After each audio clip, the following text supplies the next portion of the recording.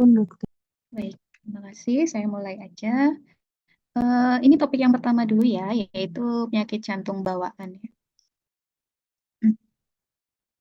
Oke, penyakit jantung bawaan atau kita singkat nanti berikutnya PJB ya. Jadi kalau saya bilang PJB artinya penyakit jantung bawaan atau penyakit jantung kongenital ya.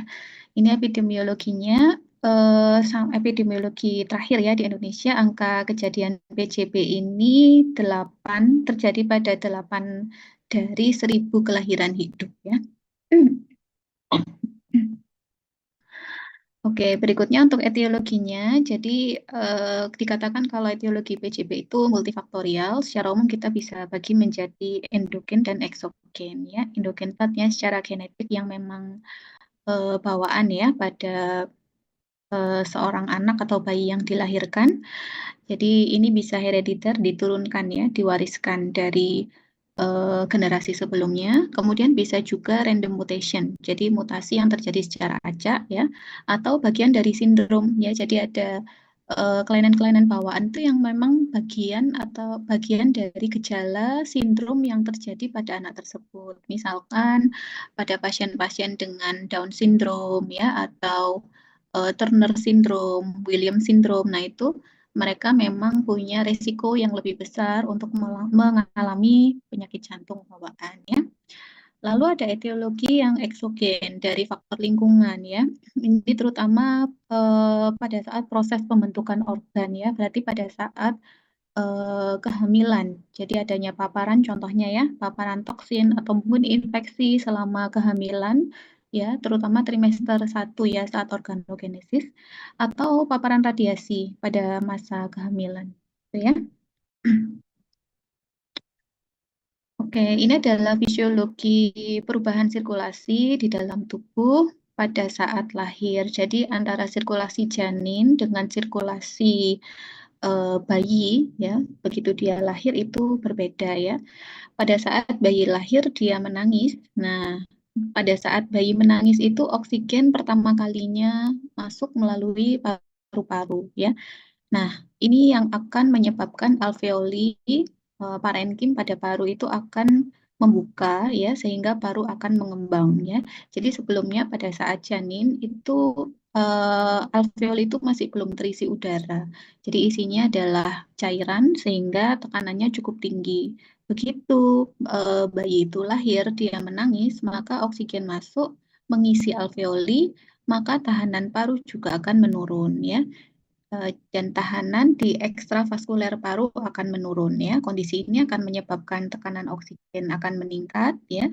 Kemudian tekanan pada ventrikel kanan itu akan menurun ya, sehingga memungkinkan aliran darah masuk ya ke dalam paru-paru, mengisi vaskularisasi paru, dan saturasi oksigen pada sistemik juga akan meningkat ya. Nah, ini kita lihat, jadi aliran darah ke paru akan meningkat secara progresif. Ya, proses ini menyebabkan tekanan di atrium kiri itu akan mulai meningkat ya, melebihi tekanan di atrium kanan. Memang normalnya seperti itu begitu seorang bayi lahir. Nah, sehingga ini akan memungkinkan foramen oval yang sebelumnya masih buka ini akan menutup setelah bayi lahir ya. Kemudian di sisi lain tekanan ventrikel kiri juga akan meningkat ya. Kemudian tekanan di sistemik itu juga akan meningkat ya. Arteri pada sistemik akan mulai menebal, tekanannya meningkat, dan tekanan oksigen di sistemik juga akan meningkat. Gitu ya. Sehingga proses ini memungkinkan bayi itu untuk bisa independen ya. Maksudnya dia tidak bergantung lagi pada sirkulasi dari plasenta ya. Kemudian juga terjadi perubahan sintesis serta metabolisme zat vasoaktif ya, terutama dalam hal ini adalah prostaglandin ya. Ketika prostaglandin ini menurun, meningkat ya, maka akan terjadi kontraksi awal dan penutupan fungsional dari ductus arteriosus. Jadi ductus arteriosus yang menghubungkan antara arteri pulmonali sama aorta ya, yang masih terbuka pada saat di dalam kehamilan itu akan mulai menutup ya. Nanti ini akan berhubungan dengan kelainan patofisiologi dari kelainan jantung bawaan, PDA atau paten ductus arteriosus. Ya, jadi ada kondisi kelainan jantung bawaan di mana ductus arteriosus yang harusnya menutup, ya, ternyata dia ada kelainan herediter yang menyebabkan dia tidak tertutup. Kita sebut sebagai paten ductus arteriosus atau PDA, ya. Kemudian setelah bayi lahir dan tali pusat dipotong, maka tahanan vaskuler pada sistemik akan meningkat, kemudian tekanan darah di vena cava inferior akan menurun, dan ductus venosus pun juga akan menurun, ya. Ductus venosus ini menghubungkan antara vena umbilicalis dengan vena cava inferior, ya. Memang selama masa janin dibutuhkan ya oleh janin supaya bisa tetap mendapatkan oksigen meskipun kondisi paru masih belum bisa mengambil oksigen sendiri, maka dia dependen terhadap ductus venosus, ya. Tapi begitu tali pusat dipotong, maka ductus venosus akan mulai menutup, ya. Oke, dan penutupan ini baik pada foramen oval, ductus arteriosus maupun ductus venosus terjadi secara fungsional maupun anatomis. Nah, ini ada beberapa kondisi yang kita harus berhati-hati ya pada bayi-bayi dengan kelainan bawaan tertentu ya. Bisa jadi struktur-struktur tadi masih tetap terbuka, tapi ada tujuannya supaya jantung bisa tetap mempertahankan fungsinya ya. Misalkan pada kondisi TAPVR ya atau TAPVC, Total Anomalous Pulmonary Venous Connection. Nah, ini pada kondisi ini maka ductus venosus dibutuhkan untuk tetap terbuka ya. Demikian juga pada kelainan jantung bawaan di mana ada obstruksi pada jantung kanan ya, maka foramen oval dibutuhkan untuk tetap terbuka sehingga aliran darah bisa memungkinkan ya jantung pada ruangan-ruangan jantung kanan memungkinkan darah itu mengalir ke paru-paru atau ke jantung sebelah kiri ya. Lalu ada juga kelainan jantung bawaan yang dependen terhadap ductus arteriosus ya, sehingga ductus arteriosusnya harus terbuka, baik aliran darah yang sistemik maupun yang pulmoner.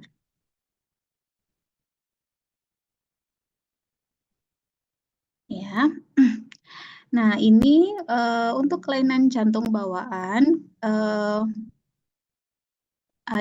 kita ada berdasarkan klinisnya ya, ada kelainan jantung bawaan yang dengan gejala klinis yang ringan, sedang, dan berat ya. Nah, pada saat intrauterin mungkin ketika ada PJB masih tidak menimbulkan masalah. Kenapa? Karena kedua ventrikel pada pada janin itu masih bekerja secara paralel ya, dan fungsi sirkulasi maupun oksigenasi itu masih dependen terhadap sistem sirkulasi dari ibu ya, jadi masih istilahnya dikompensasi ya, sehingga tidak muncul gejala-gejala klinis. Tetapi ketika bayi itu lahir dan terjadi fisiologi seperti di atas, ketika ada PJB yang berat, maka akan bisa jadi sejak awal begitu bayi lahir muncul atau bermanifestasi secara klinis ya.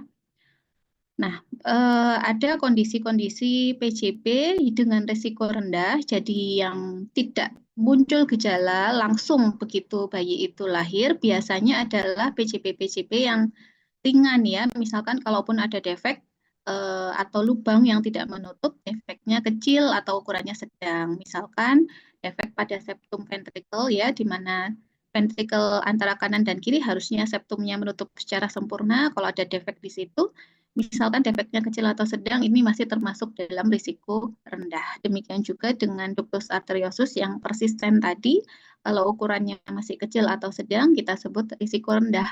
Artinya apa? Begitu bayi lahir tidak langsung muncul gejala yang berat ya, jadi tidak menimbulkan kegawatan pada masa neonatus ya.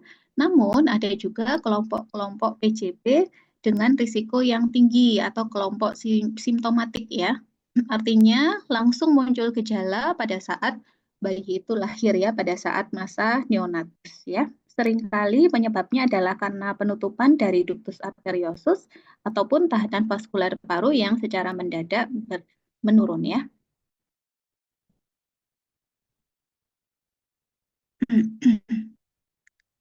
Oke ya, ini adalah PJB yang tergantung pada patensi ductus arteriosus. Jadi ini sempat saya singgung ya, ada beberapa kelainan jantung bawaan yang dia justru bergantung pada patensi ductus arteriosus. Artinya dia justru membutuhkan ductus arteriosus ini tetap terbuka, gitu ya.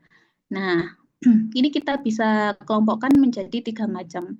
Jadi, kelainan jantung bawaan dengan yang pertama, sirkulasi pulmonalnya yang bergantung pada ductus arteriosus.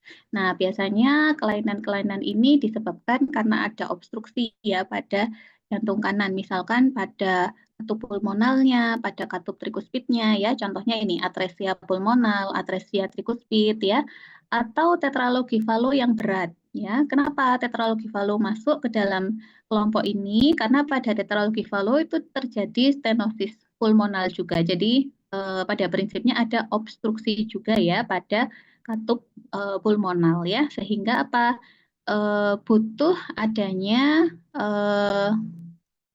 aliran darah atau adanya struktur yang memungkinkan darah dari jantung kiri ini bisa ke kanan atau ke paru ataupun ke maaf ya, darah dari jantung kanan untuk bisa masuk ke dalam paru atau ke sistemik ya. Makanya dibutuhkan patensi dari ductus arteriosus ya.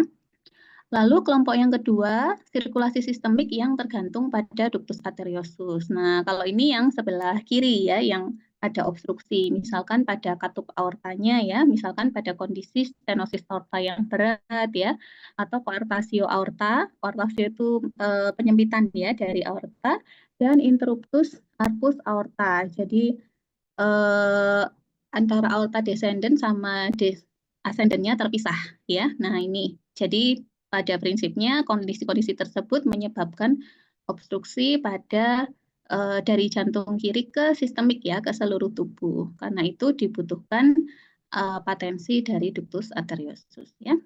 Atau percampuran darah tergantung pada ductus arteriosus, misalkan apa? Pada kondisi kelainan jantung bawaan, transposisi arteri besar ya. Jadi transposisi arteri besar atau transposition of great artery atau kita sering sebut TGA ya. Nah, TGA dengan septum ventricle dan atrium yang utuh ya, itu membutuhkan patensi ductus arteriosus supaya bisa tetap mixing antara darah yang kaya oksigen dengan yang apa, miskin oksigen ya, atau kurang oksigen. Oke, selanjutnya ini adalah kalau tadi secara prinsip ya, kelainan pada aliran darah pada penyakit jantung bawaan. Nah, secara umum manifestasi klinis PJB itu antara lain ini yang saya sebutkan tadi, ada PJB yang simptomatis ya, jadi langsung muncul gejala begitu seorang bayi itu lahir ya. Seringkali gejala yang berat ini ditandai dengan adanya sianosis atau hipoksia. Jadi kelihatan dia kebiruan ya, terutama sianosisnya sianosis sentral ya. Jadi kelihatan kebiruan, kemudian distres nafas ya. Jadi distres nafas ini biasanya ditandai dengan RR yang meningkat ya. Kemudian bisa ditandai dengan tanda-tanda dipno, misalkan seperti bayinya mengalami retraksi, jadi pada saat bernafas ada tarikan dinding dada ya, kemudian bayinya merintih ya, kemudian dipastikan lagi dengan saturasi oksigen yang menurun ya. Kemudian ketika kondisi hipoksianya tidak teratasi ya, maka bisa terjadi shock ya. Shocknya adalah karena hipoksia yang menetap tadi ya. Lalu bisa didapatkan bising jantung ini pada auskultasi suara jantung. Bising jantungnya ini bisa bermacam-macam tipenya ya. Jadi pada saat fase apa, kemudian punktum maksimumnya di mana ya, lalu derajatnya derajat berapa, ini bervariasi tergantung dari kelainan jantung bawaan yang terjadi pada bayi tersebut ya. Jadi kalau ada bayi lahir dan kalian mendapatkan kondisi-kondisi ini, maka salah satunya kita bisa curiga mungkin anak ini mengalami kelainan jantung bawaan, ya. Oke, kemudian ini adalah gejala yang lain, ya. Kalau kita amati, maka akan tampak adanya gangguan pertumbuhan, ya. Jadi bisa jadi pada kelainan jantung bawaan yang tidak langsung akut, ya, maksudnya gejalanya tidak akut muncul pada saat bayi itu lahir, anaknya masih bisa tumbuh berkembang, ya, namun pertumbuhannya ini akan terganggu, ya. Nanti akan biasanya orang tua mengeluh kok berat badannya sulit ya dok nambahnya, atau kalau dibandingkan sama teman-teman seusianya kok anak saya cenderung lebih kecil atau lebih pendek, ya. Jadi ini ada gangguan pertumbuhan. Kenapa? Karena berkurangnya curah jantung dan adanya kondisi hipoksemia yang terjadi secara kronik, ya. Kemudian gangguan toleransi pada aktivitas ya atau exercise, ya. Jadi kalau pada saat bayi, gangguan toleransi ini bisa bermanifestasi sebagai dia menyusunya itu sedikit, ya. Jadi kemampuan dia untuk menyusu itu terganggu, ya. Seringkali minum sebentar kemudian istirahat, minum sebentar istirahat gitu, ya. Jadi nggak bisa continue pada saat dia menyusu, ya. Kemudian bisa jadi disertai sesak pada saat sedang menyusu, dan karena menyusu ini adalah suatu aktivitas yang berat ya untuk seorang bayi, maka kalau dia ada kelainan jantung bawaan, maka saat menyusu dia akan berkeringat, ya, banyak berkeringat, ya. Kalau pada anak yang lebih besar, manifestasinya bisa kita lihat ini ya, untuk intoleransi terhadap kegiatan atau exercise atau aktivitas, biasanya kalau dia berjalan jauh atau berlari, ya, naik tangga atau mengikuti kegiatan olahraga di sekolah, ya, dia akan mengalami sesak atau ngos-ngosan, ya. Dan pada kelainan jantung bawaan seperti TOF, ya, itu dia lebih prefer untuk posisi jongkok, ya, gitu, untuk meningkatkan aliran darahnya, maka posisi jongkok lebih nyaman, ya. Kemudian sering terjadi infeksi saluran nafas berulang, ya. Kenapa? Karena ada peningkatan vaskularisasi paru, ya, yang mengganggu sistem pertahanan paru sehingga anak-anak dengan PJB ini sering mengalami infeksi saluran nafas ataupun infeksi pada radang paru atau pneumonia yang berulang, ya. Oke. Nah, ini kalau nanti kalian sudah praktek ya di klinis, praktek dimanapun, nanti kalian bisa curiga seorang anak itu mengalami PJB jika dari anamnesis ya ada riwayat keluarga yang memang punya kelainan jantung bawaan ya. Kemudian anamnesis selama kehamilan ya, adanya paparan toksin tadi ya, radiasi, atau usia pada saat hamil memang usia yang berisiko ya, terlalu muda atau terlalu tua ya. Lalu kelahiran, jadi pada saat kondisinya bayinya prematur atau pada saat lahir dia langsung ada gejala biru atau sesak gitu ya.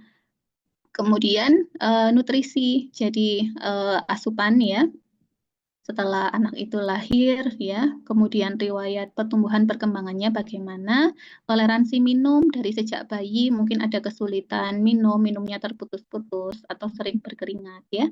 Lalu kelihatan biru misalkan anaknya, menurut ibunya kok kayaknya kebiruan ya, tampak kebiruan atau sesak ya, yang kronik atau berulang ya.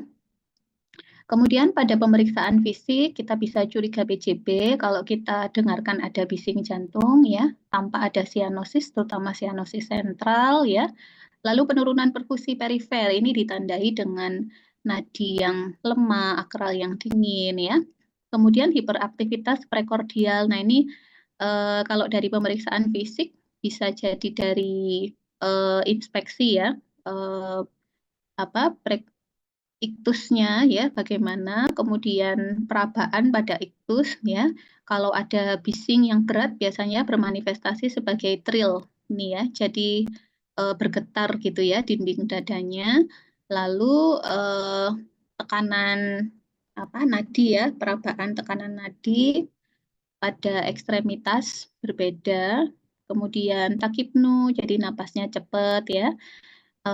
Takikardi ya, bahkan bisa didapatkan juga edem kalau anaknya sudah mengalami gagal jantung ya. Lalu pemeriksaan penunjang apa yang bisa kita usulkan ya untuk kita bisa memastikan jenis penyakit jantung bawaannya. Nah, kita bisa melakukan pemeriksaan EKG ya, fototoraks, ekokardiografi, kemudian USG Doppler jantung dan kateterisasi jantung. Nah, nanti dari sini akan bisa membantu menentukan kelainan jantung bawaan yang terjadi apa dan intervensi yang bisa dilakukan ya. Kemudian monitoring yang harus dilakukan antara lain saturasi oksigen dan monitoring terhadap tumbuh kembang anak ya. Oke, itu secara umum. Nah, sekarang kita ke masing-masing penyakit jantung bawaan ya. Nah, bagian ini mungkin bisa membantu ya untuk pendekatan yang bisa kita lakukan, membantu kita untuk mengira-ngira ya kelainan jantung bawaannya ini berupa apa ya. Jadi kalau ada kita curiga tanda-tanda tadi, ada kelainan kemungkinan ada PJB pada seorang anak, kita bisa klasifikasikan PJB-nya ini apakah asianotik atau sianotik ya. Kalau asianotik ya berarti anaknya nggak sianosis ya, nggak tampak sianosis ya, kulitnya itu masih kemerahan dan saturasi oksigen juga masih aman ya. Nah, PJB asianotik dikelompokkan menjadi dua. Jadi, PJB asianotik dengan aliran darah pulmonal yang normal atau menurun, ya, dan PJB asianotik dengan aliran darah pulmonal yang meningkat atau vaskularisasi paru meningkat, ya. Kalau dengan vaskularisasi yang normal atau menurun, ya, itu ada dua kemungkinan. Satu, berasal dari bagian kiri jantung ya, misalkan stenosis aorta atau koartasio aorta ya, atau berasal dari bagian kanan jantung. Kalau kanan ya berarti yang pulmonal atau trikuspid ya, yang paling sering adalah stenosis pulmonal. Nah, jadi ini asianotik ya. Uh, ini kalau stenosis pulmonalnya ringan ya, oke. Jadi ini masuk dalam asianotik. Lalu ada kelainan jantung bawaan asianotik dengan vaskularisasi paru yang meningkat, ya, artinya tidak ada obstruksi baik di kanan maupun kiri jantung, maka kemungkinannya ada ASD atau atrial septal defect, ya, kemudian VSD atau ventricular septal defect, dan AVSD. Kalau AVSD atrioventricular septal defect, ya, ini ya. Jadi diingat kalau ada anak dengan kelainan jantung bawaan, dia asianotik, kemudian vaskularisasi paru meningkat. Vaskularisasi paru meningkat secara objektif kita bisa lihat dari gambaran ronsen toraks ya, gambaran vaskularisasi pada parunya bagaimana. Maka kemungkinannya 3 ini ya, gitu ya. Jadi ini akan memudahkan kita untuk mempersempit ya, kira-kira diagnosisnya arahnya kemana gitu ya. Lalu kalau yang sianotik artinya anaknya memang kelihatan sianosis ya. Nah, ini ada yang dengan vaskularisasi paru yang normal atau menurun, contohnya TGA. TGA ini transposition of great artery ya. Kemudian truncus arteriosus dan TAPVR ya, yang tadi saya sebutkan total anomali ya, pulmonary venous return. Kemudian dengan aliran paru yang meningkat ya, karena adanya obstruksi, bisa obstruksinya dominan di ventrikel kanan, contohnya adalah TOF. TOF ini tetralogy of Fallot, nanti kita bahas lebih lanjut di belakang ya. Dan ada yang dominan ventrikel kiri, ya. Kalau ya dominan ventrikel kiri, contohnya adalah tricuspid atresia. Ya. Oke, saya lanjutkan. Ini sebenarnya sama seperti tadi, tapi dibedakan lagi berdasarkan ruangan jantung yang membesar ya, apakah ventrikelnya atau atriumnya, kemudian atrium kanan atau kiri, seperti itu ya. Nanti kalian bisa baca, tapi yang secara umum untuk pembagiannya sama ya, ada sianosis atau tidak, kemudian vaskularisasi parunya normal, menurun atau meningkat ya. Oke, langsung aja masuk ke yang PDA ya. Jadi kalau saya bilang PDA itu artinya persistent ductus arteriosus. Nama lainnya DAP atau ductus arteriosus persistent sama aja ya. Kalau bahasa Indonesianya DAP, bahasa Inggrisnya PDA gitu ya. Jadi kita tadi udah tahu ya, kalau secara normal ductus arteriosus itu begitu bayi lahir dia akan mulai menutup ya. Nah, kondisi kelainan jantung bawaan di mana ductus arteriosusnya ini gagal menutup itu yang kita sebut sebagai DAP atau PDA ya. Nah, PDA ini bisa jadi ditemukan single sebagai kelainan single abnormality atau kelainan yang tunggal gitu ya. Artinya hanya ada PDA aja atau bisa juga ditemukan bersamaan dengan penyakit jantung bawaan yang lain. Jadi bisa jadi PDA bersamaan dengan VSD ya atau PDA bersamaan dengan kelainan obstruksi ya, stenosis pulmonal misalnya. Itu sangat mungkin. Jadi bisa ditemukan single atau bersamaan dengan kelainan jantung lain ya. Ini juga bisa PDA bersama dengan TGA ya, TGA dengan septum yang utuh ya. Nah, ini yang perlu digarisbawahi, PDA ini sangat sering terjadi pada bayi prematur, gitu ya. Maka kalau kita menemukan bayi prematur dengan klinisnya adalah klinis kelainan jantung bawaan, kita bisa curiga pertama kali adalah PDA ini ya. Tentunya tetap nantinya untuk diagnosisnya harus didukung oleh pemeriksaan penunjang yang lain ya. Nah, mekanisme penutupan ductus arteriosus ya. Jadi prinsipnya bayi lahir ductus arteriosus menutup ya, tapi penutupannya ini ada tahapannya ya. Pada saat 10 sampai 15 jam pertama setelah bayi lahir itu awalnya konstriksi dulu atau diameter ductus arteriosusnya mulai mengecil ya. Kemudian dalam 72 jam itu sudah mulai terjadi penutupan secara fungsional. Jadi dia secara fungsi sudah tidak ada aliran darah yang melewati ductus arteriosus tersebut. Meskipun secara anatomi dia masih terbuka ya. Kalau penutupan anatomisnya baru akan terjadi dalam 3-4 minggu. Jadi cukup lama ya, setelah bayi usia 1 bulan itu baru secara anatomi benar-benar menutup ya. Nah, secara anatomi menutup ini karena adanya proses trombosis ya, kemudian proliferasi pada intima, jadi dinding dari ductus arteriosusnya itu mulai menebal dan fibrosis. Akhirnya mulai tertutuplah ductus arteriosusnya itu ya. Nah, pada bayi prematur, mekanisme penutupan ini menjadi lebih lama prosesnya ya, jadi lambat, bisa bahkan sampai usia 1 tahun baru benar-benar menutup ya. Inilah yang menyebabkan kenapa kok bayi prematur ini sangat berisiko atau sering terjadi PDA karena dia baru menutupnya di usia-usia ini 4 sampai 12 bulan. Makin prematur, usia kehamilannya makin muda ya atau lahir di usia kehamilan yang lebih muda, makin besar lagi risiko terjadinya PDA gitu ya. Oke, ini fisiologinya. Jadi kalau lahir secara normal tahanan paru akan menurun ya. Kemudian darah dari aorta akan ke arteri pulmonalis ya. Oh ini ya, maaf saya tadi belum menunjukkan yang dimaksud ductus arteriosus itu yang mana. Ini ya, jadi ductus arteriosus itu dia menghubungkan antara aorta ya sama arteri pulmonalis ya.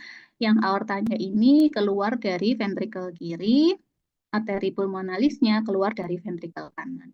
Darah dari arteri pulmonalis ini nantinya dari ventrikel kanan akan dibawa ke paru-paru. Sedangkan kalau untuk yang aorta dari ventrikel kiri akan dibawa ke seluruh tubuh. Ya, normalnya ductus arteriosusnya akan menutup tadi ya sesuai dengan tahapan-tahapan tadi. Nah, pada PDA dia tetap ada. Oleh karena itu ada aliran darah ya yang terus terjadi dari aorta ke arteri pulmonalis ya. Alirannya selalu dari aorta ke arteri pulmonal ya. Kenapa? Karena tekanan di aorta itu lebih tinggi dibandingkan dengan arteri pulmonalis ya. Nah, kalau PDA-nya kecil, maka piraunya ini akan kecil. Pirau itu aliran darahnya ya. Jadi aliran darahnya akan kecil, jadi ini tidak bermakna. Maka secara klinis tidak manifestasinya enggak signifikan ya. Tetapi kalau PDA-nya ini besar ya, sedang atau besar. Jadi bisa jadi diameter PDA-nya itu sedang atau besar, maka tekanan pada arteri pulmonalis ini bisa jadi akan menjadi sama, yang harusnya lebih kecil ya menjadi sama dengan yang di aorta atau yang sistemik ini ya. Maka lama-lama ya aliran darahnya makin meningkat yang ke arah paru-paru ya, maka bisa terjadi hipertensi paru ya. Maka ini yang menyebabkan terjadinya gagal jantung pada PDA ya. Tata laksananya bagaimana? Tata laksananya yang pertama pemberian antiprostaglandin. Prostaglandin contohnya seperti indomethacin. Ya, ini kembali lagi ke fisiologi dari PDA tadi. Secara normal tadi prostaglandin itu akan menurun ya. Menurun ini yang akan menyebabkan konstriksi dari ductus arteriosus ya. Nah, pada pasien PDA ditambahkan antiprostaglandin. Kenapa? Karena secara fisiologi biasanya prostaglandin pada pasien-pasien ini tetap tinggi, ya. Maka diberikan antiprostaglandin bisa secara intravena atau oral ya. Kalau pada bayi prematur ya bisa diberikan dan efektif ya antiprostaglandin ini. Tetapi kalau pada bayi aterem ya, jadi meskipun aterem bisa terjadi PDA meskipun angkanya kecil. Nah, ini tidak efektif menggunakan prostaglandin ya. Kemudian pada pasien-pasien yang tadi ya sudah terjadi gagal jantung, biasanya pada PDA yang sedang sampai besar, maka tata laksana awal kita berikan medikamentosa ya untuk tata laksana gagal jantungnya. Tapi kalau gejalanya menetap ya, maka bisa kita lakukan tindakan operatif ya. Tapi kalau membaik, artinya bisa mengatasi ya dengan medikamentosanya, maka tindakan bisa ditunda. Gitu ya. Oke, ini tindakan operatif yang bisa dilakukan itu bisa ligasi ya. Ligasi itu ini ya, jadi ini ditutup ya. Ditutup sehingga tidak ada aliran darah yang mengalir melalui ductus arteriosus yang masih terbuka tadi ya. Lalu bisa juga dikasih coil atau amplatzer ductal occluder ya. Jadi kalau PDA-nya kecil kita bisa kasih coil seperti ini ya. Kalau PDA-nya sedang atau besar maka kita kasih occluder ya. Jadi dikasih device untuk menutup atau menyumbat gitu ya pada ductus arteriosusnya. Kita sebut ADO atau amplatzer ductal occluder ya. Ini untuk pemasangannya bisa melalui kateterisasi ya. Kalau ligasi ini open ya, open surgery. Jadi dilakukan pengikatan kemudian dipotong ya. Tapi kalau dengan pemasangan coil atau ADO ini bisa dengan kateterisasi, jadi tindakannya minimal invasif ya, jadi nggak terlalu invasif ya untuk bayi atau anak. Oke, seperti itu.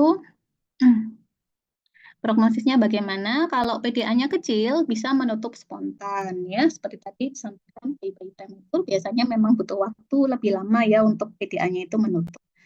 Kemudian kalau PDA-nya sedang atau besar ya, selama kita berikan tata laksana yang adekuat maka prognosisnya baik ya.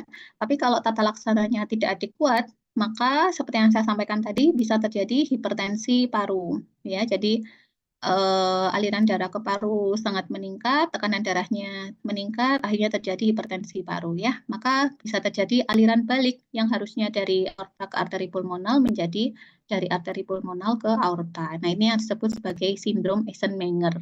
Nah, kalau sudah terjadi sindrom Eisenmenger seperti ini, jadi ada hipertensi paru, kemudian percampuran itu tadi ya, darahnya alirannya balik ke kiri ya, maka biasanya pasiennya akan mengalami sianosis. Ya, ini yang perlu diingat ya.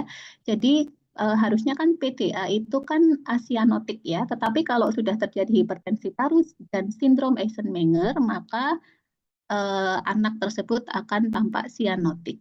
Ya. Kemudian komplikasi jangka panjang lainnya yang bisa terjadi gagal jantung, gagal tumbuh, dan bisa terjadi komplikasi berupa endokarditis infektif. Ya, untuk endokarditis nanti kita bahas di belakang ya tentang radang jantung. Oke, seperti itu ya. Itu tadi untuk PDA. Yang ini adalah defect septum ventricle atau kita sebut DSV atau VSD, sama aja ya. Kalau VSD itu bahasa Inggrisnya ventricular septal defect ya. Kalau DSV itu bahasa Indonesianya defect septum ventricle ya. Ini struktur jantung yang normal ya. Secara normal ini antara ventrikel kiri sama kanan ya, ada septum ya yang memisahkan, yang utuh ya, memisahkan antara ventrikel kiri dan kanan. Nah, pada VSD itu ada defeknya ya, jadi septumnya tidak utuh ya, sehingga bisa terjadi aliran darah atau pirau dari ventrikel kiri ke ventrikel kanan. Ya, makanya disebut abnormal circulation karena normalnya kan nggak ada ya aliran darah ini. Ya, normalnya kalau dari ventrikel kiri ya ke aorta gitu ya.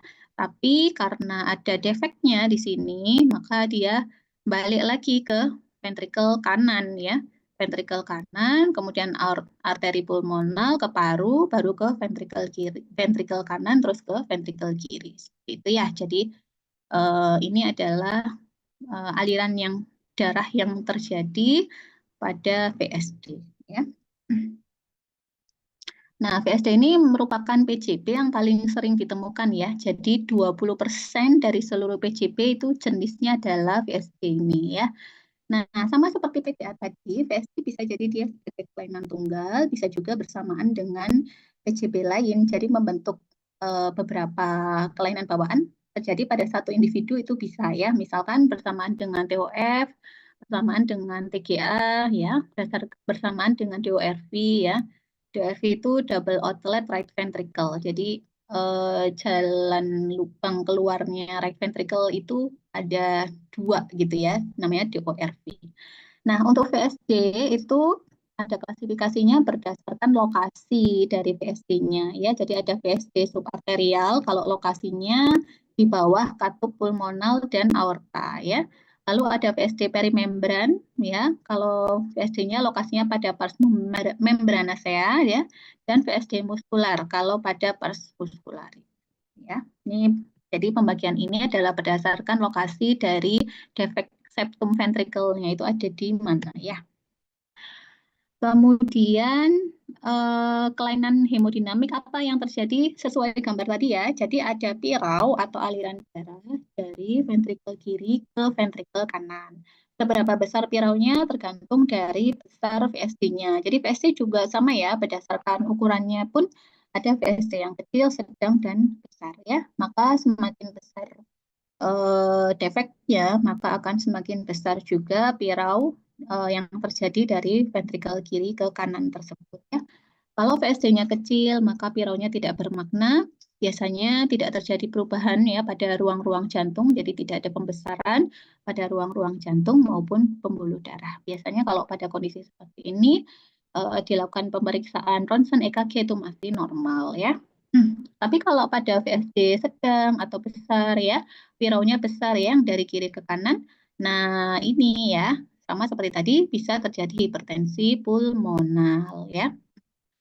Kemudian biasanya kalau di ronsen kelihatan ventrikel kirinya akan membesar ya. Kemudian dari EKG kita dapatkan LVH atau left ventricular hypertrophy ya.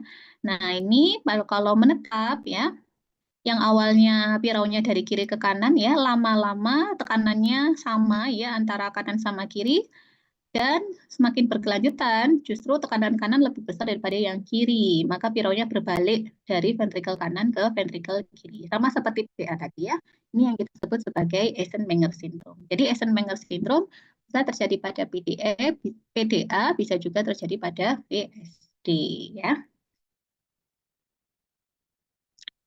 Oke, ini gambaran klinisnya ya. Pada VSD kecil, biasanya kita akan mendengarkan bising ya. Bisingnya adalah berupa bising sistolik. Karena apa? Karena lubangnya akan menutup pada saat otot jantung berkontraksi. Jadi kedengarannya terjadi turbulensi aliran darah itu pada saat fase sistol. Kita dengarkan bisingnya adalah bising sistolik ya. Kemudian pada VSD sedang atau besar, biasanya bisingnya adalah pansistolik. Jadi sepanjang sistolik ya itu terdengar bisingnya derajat 3 atau lebih, jadi lumayan terdengar ya menggunakan stetoskop. Juga bisa terdengarkan bising mid diastolik ya. Kenapa? Karena ada arus diastolik dari atrium kiri ke ventrikel kiri ya. Kemudian, nah ini kalau sudah ada sindrom Eisenmenger, awalnya kelihatannya oke ya, ketika tekanannya masih imbang antara kanan kiri itu masih oke, dan bahkan kelihatan anaknya membaik gitu ya, gejala-gejalanya menghilang. Tapi kalau berkelanjutan ya, tekanan kanan menjadi lebih besar daripada yang kiri, maka anaknya menjadi sianotik dan kondisinya akan memburuk ya. Jadi sesaknya bertambah, kemudian tampak sianotik ya, saturasi oksigen turun ya. Kemudian diagnosisnya ini biasanya pertumbuhan anaknya bervariasi ya. Kalau VSD kecil pertumbuhannya masih normal, tapi VSD sedang besar anaknya akan mengalami gagal tumbuh ya. Lalu terdengar bising jantung. Nah, bising jantung biasanya baru terdengar ini di usia 2 sampai 4 minggu ketika vaskularisasi paru mulai menurun ya.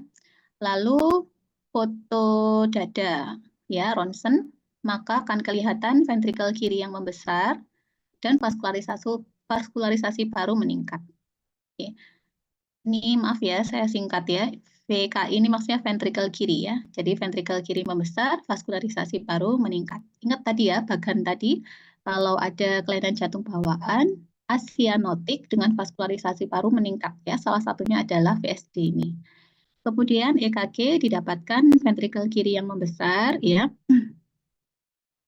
Kemudian pada EKG nanti oh maaf bukan EKG, ekokardiografi ya. Nah, ekokardiografi ini seperti USG, tetapi USG-nya USG jantung ya. Maka kita bisa lihat langsung struktur pada jantung. Itu kalau ada VSD bisa langsung kelihatan ya, ada defek pada ventricle ya. Nanti akan kita bisa tentukan juga letak VSD-nya di mana ya, kemudian besarnya defek berapa sentimeter ya atau berapa milimeter dan jumlahnya ada berapa ya. Kemudian kateterisasi jantung kita bisa mengetahui saturasi di ventrikel kanan. Oke, rata laksananya bagaimana? Kalau ada gagal jantung, kita awali dari medikamentosa ya. Itu kalau simptomatiknya ya. Tapi tata laksana definitifnya ya, apakah akan dilakukan penutupan atau tidak tergantung besarnya defek ya. Kemudian jenis VSD-nya, gejala klinisnya ya, dan berapa usia pasiennya. Kalau VSD-nya muskuler, ukurannya kecil, biasanya dia bisa menutup spontan di usia 6 bulan sampai 2 tahun. Jadi kalau asimptomatik atau mungkin gejalanya ringan, kita bisa tunggu sampai dia menutup biasanya di usia 2 tahun ya.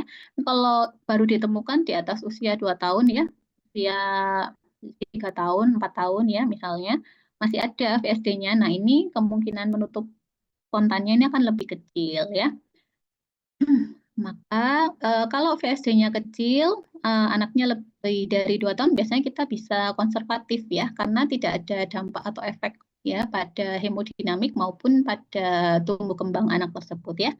Kemudian kalau VSD subarterial, nah ya, jadi kalau jenisnya VSD yang subarterial, ini meskipun kecil tetap harus dilakukan tindakan penutupan. Kenapa? Karena pada VSD subarterial ini rentan untuk terjadi prolaps pada katup aorta. Ya, jadi harus ditutup meskipun ukurannya kecil. Ya, untuk cara penutupannya bisa dilakukan pemasangan occluder kayak gini ya. Jadi dikasih device untuk menutup sehingga tidak terjadi pirau lagi ya antar ventrikel. Atau operatifnya dengan patch repair. Jadi ditutup dengan membran seperti ini ya. Nah, kalau ini open surgery ya. Oke, kemudian untuk kelainan jantung asianotik lain yang terakhir adalah ASD ya. Kalau tadi VSD yang defek adalah septriumnya, ventrikelnya. Kalau untuk ASD yang mengalami defek adalah atriumnya. Jadi kita sebut defek pada septum atrium. Ini atrium kanan, ini kiri. Nah ya, normalnya ini kalau foramen oval menutup maka ini harusnya komplit ya, tidak ada space-nya lagi, tetapi kalau pada ASD atau defek septum atrium maka dia ada defek ya yang memungkinkan aliran darah dari atrium kiri ke atrium kanan, ya. Semoga nggak bingung ya antara PDA, VSD, dan ASD ya. Nah, kalau ini insidennya hanya 10% ya dari PJB, lebih banyak yang VSD tadi, perempuan lebih banyak dari laki-laki. Ini embriologi yang mungkin kalian nanti baca kembali ya, bagaimana pembentukan septum primum ya, ostium primum, ostium secundum, septum secundum, foramen oval, dan penutupannya. Nah, VSD itu, ASD itu lokasinya di sini ya, berdekatan dengan ostium-ostium ini ya, seperti ada tipe pembagian tipe ASD yaitu berdasarkan lokasi dari defeknya. Ada ASD secundum, ASD sinus venosus, dan ASD primum. Kalau ASD secundum itu dia di sekitaran foramen oval ya. Lalu ASD sinus venosus itu pas di bawahnya sinus venosus, di atasnya foramen oval, dan ASD primum ya itu pada ostium primum di bawah dari foramen oval. Gitu ya. Jadi ini adalah tipenya digolongkan berdasarkan lokasi dari defeknya. Oke, ini ya bisa kalian lihat. Kalau normalnya ini kan ada foramen oval ya, tapi dia akan ada membrannya kemudian menutup ya. Kalau ASD sekundum nih lokasinya memang berdekatan dengan foramen oval. Kemudian ASD primum defeknya nih di bawah foramen oval ya. ASD sinus venosus di atas foramen oval berdekatan dengan sinus venosus. Ya. Nah, perubahan hemodinamik yang terjadi tadi udah kelihatan ya dari gambarnya, maka akan jadi pirau atau aliran darah dari atrium kiri ke atrium kanan ya. Kenapa? Karena tekanan atrium kiri lebih besar dari atrium kanan. Ya. Maka secara fisiologi alirannya adalah dari kiri ke kanan. Oke, makanya klinisnya adalah asianotik ya. Ini gejala klinisnya, jadi biasanya kalau ASD-nya kecil, asimptomatik ya, jarang ya terjadi gangguan pertumbuhan kecuali pada ASD besar ya. Jadi hanya ASD besar saja yang terjadi gangguan pertumbuhan, biasanya terjadi RVH ya, jadi dadanya tampak menonjol. Pada auskultasi, nah ini ya perhatikan, yang khas dari ASD itu adalah pada auskultasi terdapat bunyi jantung dua yang split ya, jadi terpecah bunyi jantung duanya. Makanya kalau auskultasi kan kita biasanya sampaikan suara jantung duanya apakah tunggal atau split ya. Nah pada ASD itu split, terpecah, dan splitnya ini lebar dan menetap. Ya, kita sebutnya wide fixed split ya. Jadi wide itu artinya lebar, fix itu menetap, split terpecah. Jadi khusus pada ASD punya jantung duanya terpecah, baik pada saat inspirasi maupun ekspirasi. Kemudian bunyi jantung satunya biasanya normal atau mengeras ya. Kemudian, nah darah dari ventrikel kanan itu kan akan mengalir ke arteri pulmonalis ya, otomatis jumlahnya akan lebih banyak ya. Kenapa? Karena tadi darah dari ventrikel kiri ke ventrikel kanan, jadi bertambah. Jadi ventrikel kanan ini menerima darah dari atrium kanan maupun dari ventrikel kiri tadi ya. Kemudian maka secara relatif akan terjadi stenosis pada katup pulmonal ya. Relatif kenapa? Karena aliran darahnya tadi meningkat ya. Bukan karena katup pulmonalnya yang stenosis, tetapi karena aliran darah yang meningkat tadi. Sehingga bisa juga kita dengarkan bising ejeksi sistolik ya. Biasanya derajatnya 2/6 atau 3/6. Kita bisa dengarkan di area katup pulmonal yaitu di ICS 2 ya. Kemudian kalau VSD besar itu terjadi juga stenosis trikuspid relatif ya. Maka terdengar bising mid diastolik ya, sesuai dengan lokasi dari trikuspid yaitu di ICS 4 di sternal line sinistra ya. Kemudian pemeriksaan penunjang pada ASD nanti dari ronsen akan kelihatan atrium kanan maupun ventrikel kanan yang membesar, konus pulmonalis menonjol, dan vaskularisasi paru yang meningkat ya. Pada EKG biasanya deviasi ke kanan ya, karena itu tadi yang atrium sama ventrikel kanan yang membesar ya. Lalu right bundle branch block ya atau RBBB serta RVH atau right ventricle hypertrophy ya. Nah, ini tata laksananya. Kalau asimptomatik biasanya tidak ada tata laksana khusus, jadi hanya diobservasi aja. ASD besar dengan gagal jantung kita berikan medikamentosa, jadi obat-obatan untuk gagal jantung ya. Kemudian kalau dibutuhkan tindakan intervensi, definitifnya adalah dengan operasi terbuka, open surgery dengan patch repair ini, atau pemasangan Amplatzer occluder ini ya. Ini ya, jadi dipasang melalui kateterisasi jantung, dipasang penutup atau penyumbat dengan Amplatzer ya. Kemudian tetralogi ovalo. Nah, kalau tadi PDA, ASD, VSD itu asianotik semua ya. Kalau TOF atau tetralogi ovalo ini sianotik ya, dan dia merupakan PJP sianotik yang paling sering ditemukan, sekitar 5-8% dari PJP ya. Nah, ini yang harus kalian ingat. Tetralogi ovalo artinya ada tetra atau 4 ya, 4 abnormalitas yang didapatkan ya. Disebut tetralogi ovalo karena penemunya namanya Valo ya. Jadi ada 4 kelainan ya pada jantung pada tetralogi ovalo ya. Yang pertama adalah penyempitan patung pulmonal atau stenosis pulmonal ya. Kemudian yang kedua adalah ini penebalan dari dinding ventrikel kanan atau hipertrofi ventrikel kanan ya. Jadi ingat yang pertama stenosis pulmonal, yang kedua hipertrofi ventrikel kanan ya.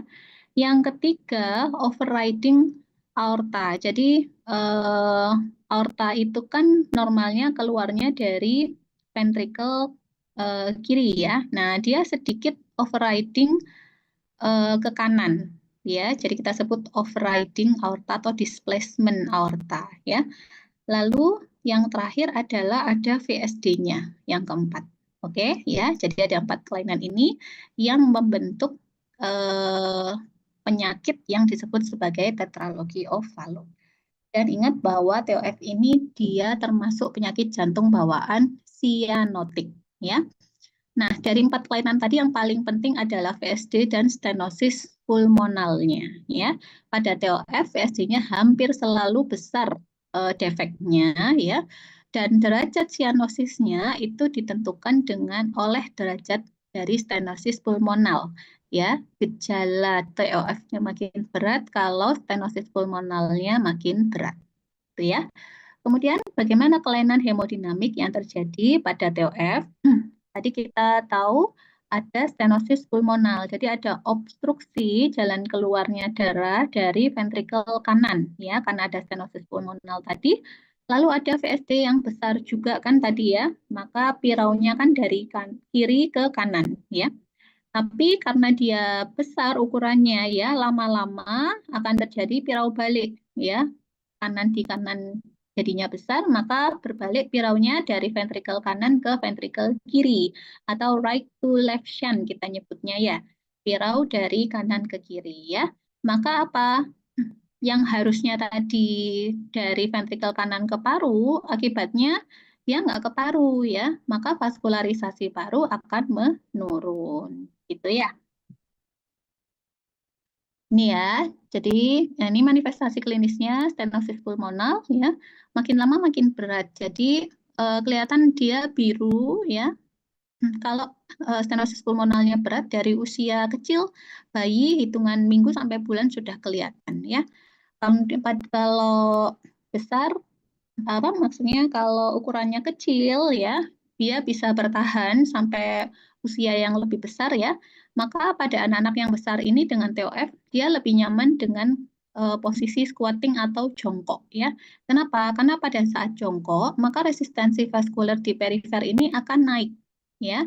Kalau resistensi vaskuler naik, sedangkan resistensi vaskuler parunya tetap ya, jadi di sistemik resistensinya meningkat, sedangkan di parunya tetap, maka aliran darah ke paru akan lebih banyak. Nah, ya, maka sianosisnya akan berkurang dengan posisi squatting atau jongkok ini ya. Kemudian dada kiri cenderung lebih menonjol ya. Biasanya bunyi jantung satunya normal, bunyi jantung duanya melemah ya. makin berat stenosis pulmonalnya, bunyi jantung duanya akan semakin lemah dan splitnya juga akan semakin lebar pada bunyi jantung duanya. Tata laksana definitif. Jadi dikoreksi ya. Kelainannya apa tadi? Kan ada VSD, stenosis pulmonal ya. Maka VSD-nya ditutup ya, ini ya, pakai patch repair ini ya. Sedangkan stenosis pulmonalnya, kalau stenosis kan menyempit. Nah, ini dilebarkan. Ini ya. Jadi diperlebar dindingnya ya, sehingga stenosisnya ini akan bisa diatasi ya, aliran darahnya bisa meningkat yang dari ventrikel ke paru-paru, dari ventrikel kanan ke paru-paru ya. Ini manifestasi klinisnya. Oh maaf. Pada tetralogi ovalo biasanya anaknya sianosis ya, sianosis. Pada pemeriksaan lab biasanya hematokrit akan meningkat, HB-nya tinggi ya. Kenapa? Ini adalah mekanisme kompensasi ya. Jadi pada anak-anak dengan kelainan jantung bawaan yang sianotik itu biasanya akan terjadi polisitemia ya, HB-nya tinggi antara 16 sampai 19 dengan hematokrit yang tinggi juga ya, antara 45 sampai 60% ya. Nah, karena polisitemia ini, maka darahnya cenderung pekat ya anak-anak ini, dan dia mudah mengalami trombosis, ya, terutama pada pembuluh darah otak, ya. Kemudian anemia itu juga bisa memicu iskemi pada cerebral ya, sehingga bisa terjadi serangan sianotik atau kita sebut cyanotic spell atau TET spell ya. Jadi kalau ditanya cyanotic spell terjadi pada kelainan jantung bawaan yang mana? Yang paling sering adalah TOF ya. Tandanya apa? Anaknya tampak lebih biru dari biasanya, lebih pucat dari biasanya, napasnya kusmol. Kusmol itu napasnya cepat dan dalam ya. Kalau ini berkelanjutan bisa terjadi penurunan kesadaran, bisa terjadi kejang, bahkan bisa meninggal gitu ya. Dan sterosis pulmonal makin berat, maka akan semakin sedikit darah yang bisa lewat katup pulmonal, semakin sedikit darah yang bisa masuk ke paru-paru, bisingnya biasanya akan terdengar makin lemah. Ya, ini berbeda dengan stenosis pulmonal murni yang tidak disertai dengan kelainan jantung bawaan yang lain. Ya. Kemudian ini pemeriksaan penunjangnya. Jadi pada foto ronsen akan kita dapatkan deviasi pada ventrikel pada atrium kanan dan pembesaran pada ventrikel kanan ya. Karena cuma kanannya aja yang membesar, maka tampak seperti gambaran sepatu boot ya. Nah, jadi boot shape heart itu didapatkan pada tetralogi ovalo ya. Ini konusnya cekung ya, ventrikel kanannya membesar ya. Dan ini vaskularisasi parunya turun ya. Karena apa? Itu tadi ya. Jadi aliran darah nggak bisa lewat arteri pulmonal ya. Jadi terhambat, ada obstruksi di situ, maka vaskularisasi paru akan menurun ya. EKG dominasi yang kanan ya. Jadi ventrikel kanannya membesar, atrium deviasi pada ventrikel kanannya juga atrium dan ventrikel kanan membesar ya, dan deviasi ke kanan. Kemudian pada kateterisasi didapatkan tekanan ventrikel kanan meningkat, saturasi di aorta menurun ya. Oke, tata laksana tadi udah ya, jadi dibuat patch repair pada VSD dan pelebaran dari pulmonalnya, tetapi kalau belum bisa definitif, maka dibuat pintasan ya. Dibuat pintasan ada dua cara ya, dari arteri subclavia ke arteri pulmonal ini ya. Jadi ini kan nggak bisa lewat toh ya, dari ini kan nggak bisa masuk ke karena ada stenosis di sini ya, ada obstruksi, darahnya nggak bisa lewat, maka dibuatkan aliran pintasan ya, atau shunt gitu ya, dari dari arteri subclavia ke arteri pulmonalis ya, sehingga darah bisa tetap mengalir ke sistemik dan ke apa pulmonal ya, bisa tetap ke paru ya. Oke, ini disebut dengan Blalock-Taussig shunt ya. Cara lainnya adalah Waterstone collision. Kalau Waterstone ini anastomosenya itu adalah dari aorta ascendant ini ya. Jadi dari aorta ascendant ke arteri pulmonal kanan. Ya, gitu. Jadi ada dua metode ini, prinsipnya sama-sama membuat shunt atau pintasan ya ke arteri pulmonal. Oke, ini yang terakhir yaitu TGA atau transposisi arteri besar. Ini jumlahnya sekitar 5% dari seluruh pasien PJB. Biasanya didapatkan pada bayi-bayi dengan berat badan yang normal atau besar, ya, jarang terjadi pada bayi prematur, ya. Pada TGA, aorta yang normalnya keluar dari ventrikel kiri, dia keluarnya dari ventrikel kanan, ya. Nih ya, jadi aorta nih keluarnya dari ventrikel kanan. Kebalik, sedangkan yang arteri pulmonal harusnya dari ventrikel kanan, dia malah keluarnya dari ventrikel kiri. Makanya disebut transposisi, kebalik posisi arteri besarnya. Arteri besar dalam hal ini adalah aorta dan arteri pulmonal ya. Kebalik, keluarnya aorta dan arteri pulmonal ya. Itu disebut sebagai TGA. Manifestasinya tergantung pirau antara sirkulasi sistemik dan paru ya, dan apakah ada stenosis pulmonal atau tidak ya. Kalau pada VSD yang besar atau ductus arteriosusnya besar, maka aliran darah ke paru akan meningkatnya, maka tidak terjadi sianosis. Ataupun kalaupun ada sianosis ringan ya. Tapi kalau ada stenosis pulmonal, maka aliran darah ke paru akan menurun dan sianosisnya menjadi progresif. Apalagi kalau ductus arteriosusnya menurun begitu anak itu lahir, maka sianosisnya akan memberat ya. Kemudian karena ada VSD besar, maka biasanya akan terjadi gagal jantung, kemudian sesak, sering pneumonia, ya intinya tanda-tanda gagal jantung ya pada anak ya. Jadi memang TGA ini jarang didapatkan sendiri ya, bisa jadi bersamaan dengan PDA atau bersamaan dengan VSD ya. Karena kalau dia benar-benar murni sendiri, maka pasien ini tidak akan bertahan lama ya, bisa dibayangkan karena terbalik arah aliran darahnya. Yang dari paru akan balik lagi ke paru, sistemik ke sistemik terus, nggak ada percampuran sama sekali. Nah, maka biasanya akan disertai dengan VSD atau PDA ya. Oke, ini manifestasi yang lain. Biasanya bayi baru lahir mengalami sianosis ya, dan sianosisnya tidak bervariasi dengan menangis atau pemberian oksigen, jadi menetap ya. Kemudian bunyi jantungnya normal, bunyi jantung duanya tunggal dan keras ya. Dan kalau ada PSD besar bisa terjadi hipertensi pulmonal ya. Oke, ini gambaran EKG-nya, didapatkan hipertrofi ventrikel kanan, atrium kanan. Makin kelihatan jelas pada usia 2 minggu. Jadi itu kemudian kalau PSD besar, hipertrofinya ventrikel kiri maupun ventrikel kanan ya, atau hipertrofi biventrikular. Ini gambaran khas jantungnya pada TGA ya. Bentuk jantungnya seperti ini ya. Jadi X-shape namanya, X-shape heart ya, seperti telur ya. Kemudian vaskularisasi paru bisa meningkat atau menurun. Kalau ini pas kebetulan meningkat ya. Tergantung ada tidaknya stenosis pulmonal ya. Kemudian mediastinumnya sempit. Ini tata laksananya. Tata laksana sesuai gejala ya. Kalau ada gagal jantung kita atasi, infeksi kita atasi, asidosis ya.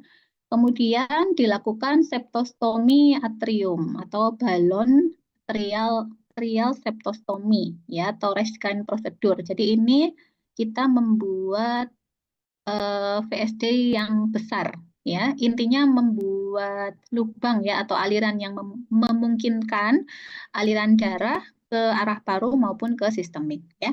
Kemudian ada surgical atrial septostomy. Ini sama prinsipnya membuat lubang pada atrium. Kalau ini kan pakai balon ya.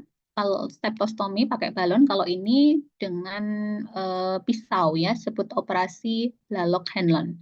Kemudian ada arterial switch ya. Ini nice to know aja ya. Oke, saya kira itu ya yang bisa saya sampaikan untuk materi kelainan jantung bawaan ya. Saya minta waktunya sebentar untuk topik yang kedua tentang radang jantung ya. Sebelumnya sampai sini ada yang mau ditanyakan dulu untuk yang PJB ini?